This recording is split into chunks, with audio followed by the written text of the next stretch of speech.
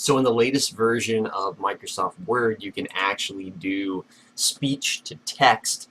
If you go and open up Word and go all the way over to the far right side, right here, under Home, the Home tab right here, you just hit Dictate, and I'll show you what it does right here in just a second. Alright, so now it's activated, period.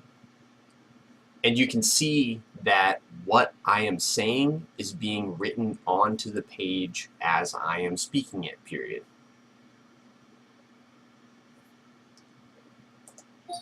So it's pretty good, and you can actually tell it, hey, comma, period.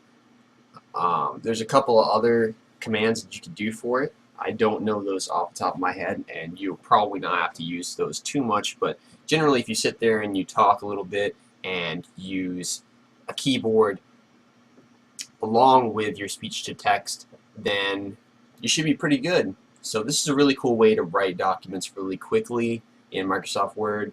I really like this. This is something that I think is awesome, and I just wanted to show you all how to use that feature real quick. I hope this is helpful for you, and if you like this video, please like, comment below if you have any other tutorial videos that you want to see, and subscribe to the channel. Thank you so much. Have a good one.